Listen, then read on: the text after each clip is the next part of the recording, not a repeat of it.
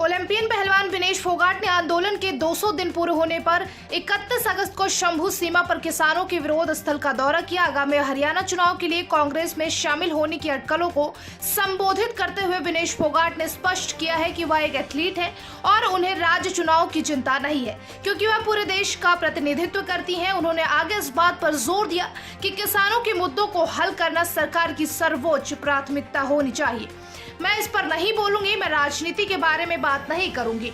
मैं अपने परिवार के पास आई हूं। अगर आप इस बारे में बात करेंगे तो आप उनके संघर्ष और लड़ाई को बर्बाद कर देंगे। आज फोकस मुझ पर नहीं, किसानों पर फोकस होना चाहिए। ये मेरा आग्रह है। मैं एक एथलीट हूं, मैं पूरे देश का हूं।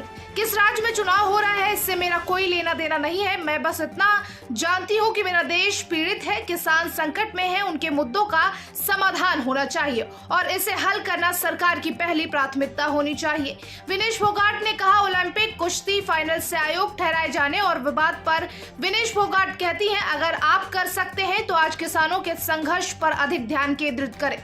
मैं नहीं चाहती कि फोकस मुझ पर हो। जब सही दिन होगा तो मैं आपको फोन करूंगी और इस बारे में बात करूंगी। आगे क्या कुछ कहा विनेश फोगाट ने, आप भी सुनिए। मुझे पॉलिटिक्स का इतना नॉलेज नहीं है, सच्चाई बता रही हूँ। कभी इतना उसमें डीप में गई नहीं हूँ। किस स्टेट में इलेक्शन है उससे मेरा कोई मतलब नहीं रहता है कभी भी। मुझे नहीं पता पॉलिटिक्स का। मेरा देश का नुकसान हो रहा है, मेरे देश के जो किसान है वो परेशान है, उनकी समस्याओं का हल होना चाहिए। 200 दिन हो गए हैं अभी भी बैठे हैं, लेकिन हौसला देख के मुझे ऐसे लग रहा है कि हौसला जू का तू है। दुख होता है देख के। सभी देश के नागरिक है और किसान ही है जो देश को चलाता है ना। इनके बिना तो कुछ भी नहीं है। हम खिलाड़ी भी नहीं है। अगर ये हमें खाना ना दे तो हम भी नहीं कम्पीट कर पाते हैं।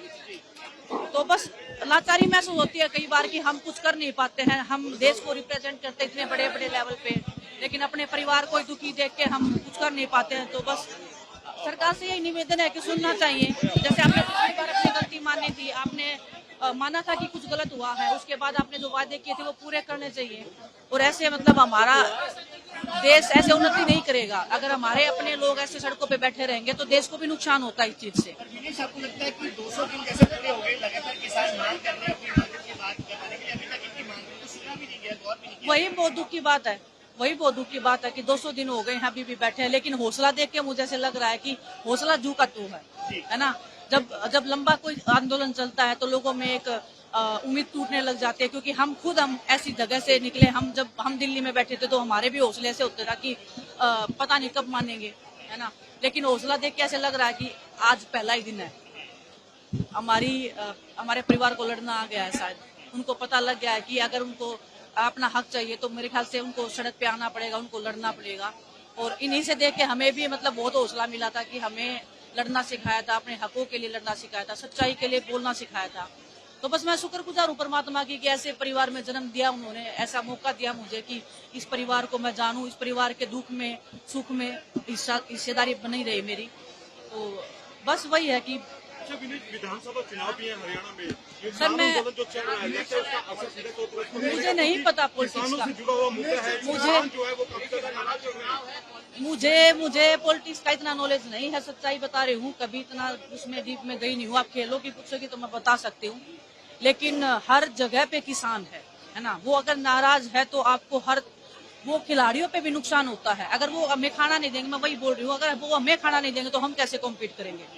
लेकिन वो इतने निर्दयी नहीं है, ये खाना देते हैं पूरे देश को। इतना सब होने के बाद भी ये लोग खुले दिल से पूरे देश को आज भी अनाज दे रहे हैं।